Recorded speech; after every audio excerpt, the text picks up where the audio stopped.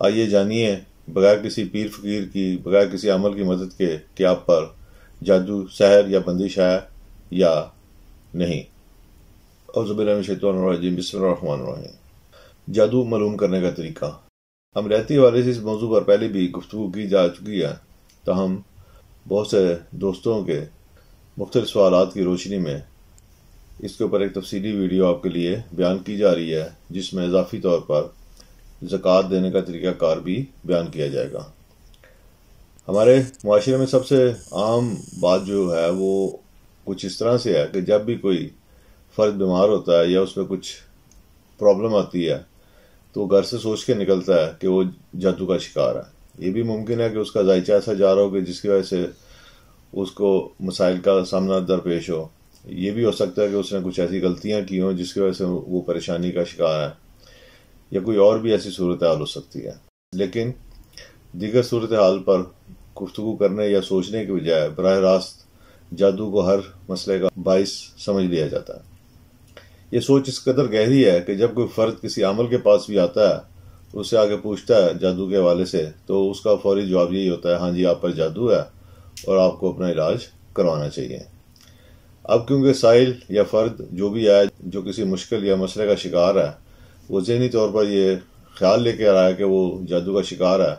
تو وہ بھی اس چیز کا قائل ہو جائے گا کہ اس کو جادو یا سحر یا بندش یا جو بھی اس کے ساتھ ایشو ہے اس کو وہ علاج کروائے اس کا۔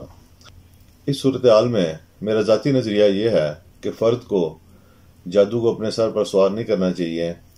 اور اسے جاننے کی کوشش کرنی چاہیے کہ اس کے اوپر جادو ہے یا نہیں ہے۔ یہ ٹھیک ہے کہ مستند فرد ہی اس بارے میں رائے دے سکتا ہے، تاہم کچھ طریقہ کار ایسے ہیں جن کو اختیار کر کے کوئی عام فرد بھی یہ جان سکتا ہے کہ اس کے اوپر سحر، جادو، بندش یا کوئی اور چیز ہے یا نہیں، یا اس کے اوپر کوئی نیس اثرات ہیں یا کوئی اور اثر ہے یا نہیں ہے۔ اس سلسلے میں آپ کے سامنے ایک ایسا وظیفہ پڑھائی بیان کروں گا جو آپ کریں گے تو انشاءاللہ تعالی اس کا رزلٹ آپ کے سامنے آئے گا، اور جس فرد کے لیے وہ پڑھائی کی جائے گی اسے خود پتہ لگے گا کہ اس پہ جادو ہے یا اس پہ کوئی اثرات ہیں یا نہیں ہیں۔ پہلے پڑھائی سمجھ لیں۔ یا اللہ یا اللہ یا اللہ، یہ آپ نے 7 مرتبہ پڑھنا ہے۔ اس کے بعد یا واحد ہو یا وکیل ہو 7 مرتبہ پڑھنا ہے، یا جبار ہو یا قہار ہو 7 مرتبہ پڑھنا ہے، یا علیم ہو یا خبیر ہو 7 مرتبہ پڑھنا ہے۔ اس کے بعد سورۃ الم نشرہ جو ہے یہ آپ نے مسلسل 5 تا 7 منٹ تک بلا تعداد پڑھنی ہے۔ اب اس پڑھائی کو آپ نے استعمال کیسے کرنا ہے، اس کو سمجھنا بہت ضروری ہے۔ اس کا طریقہ کار یہ ہے کہ جو فرد یہ پڑھائی کرے گا وہ مریض کو اپنے سامنے بٹھا لے، یا اگر مریض خود یہ کرنا چاہے تو وہ خود بھی یہ کر سکتا ہے، اور خود کرے گا تو ظاہر سی بات وہ پڑھتا جائے اور اس کو اس کے علاوہ کوئی کام کرنے کی ضرورت نہیں۔ البتہ کوئی فرد کسی دوسرے فرد کے لیے کرے تو وہ اس پڑھائی کے دوران مسلسل اس فرد کے اوپر پڑھائی کر کر پھونکتا جائے، اور اس سے پہلے اسے ہدایت جاری کی جائے کہ وہ اپنی آنکھیں بند کر لے، اور اس نے خود سے اس نے کوئی چیز نہیں سوچنی، یعنی کہ خود اپنے دماغ میں کوئی ایسی چیز نہ پیدا کر لے جو یہ چیز ظاہر کرے کہ اس کے اوپر جادو ہے یا اس کے اوپر اثرات ہیں یا اس کے اوپر کوئی اور شے اثر پذیر ہے۔ بہرحال یہ پڑھائی کرتی جانی ہے، اور آخر میں جو علم نشرہ کا عمل ہے یہ 5 سے 7 منٹ تک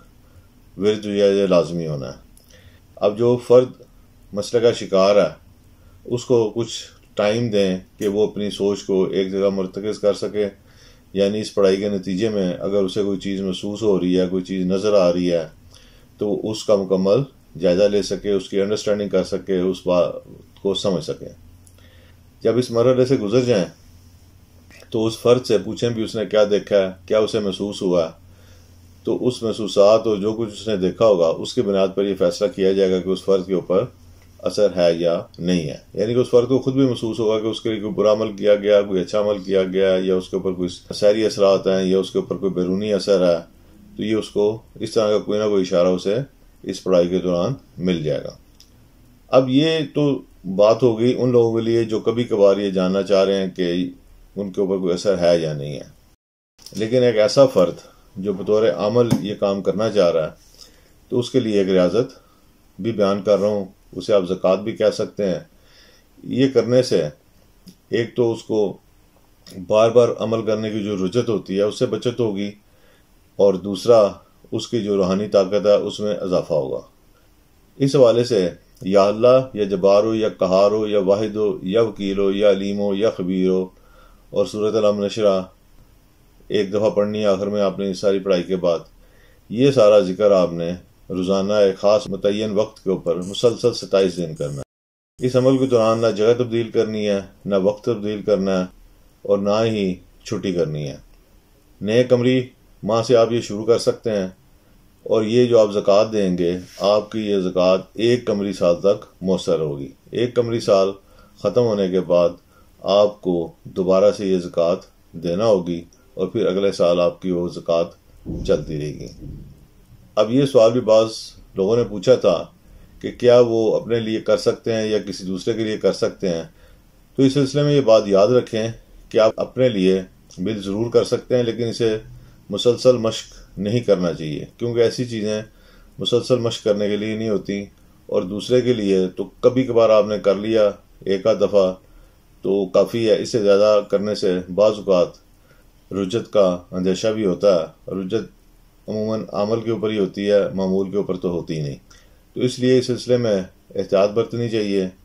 اس میں یہ کوئی ایسی پابندی نہیں کہ کوئی فرد اپنے لیے نہیں کر سکتا، لیکن کثرت سے بار بار ایسا نہیں کیا جا سکتا۔ جادو جاننے کے حوالے سے مکمل رہنمائی آپ کی کر دی گئی ہے، زکوٰۃ کا طریقہ کار بھی بیان کر دیا گیا ہے، تاہم اس کے نتیجے میں جو نتائج آپ پر ظاہر ہوں، آپ کے محسوسات ہوں، آپ نے کوئی چیز دیکھی ہو، آپ کے مزاج میں کوئی انہونی چیز واقع ہوئی ہو، تو اس کی رہنمائی، اس کے بارے میں علاج یا مزید کوئی اس میں وضاحت آپ کو درکار ہو تو آپ ہمارے سے رابطہ کر سکتے ہیں۔ انشاءاللہ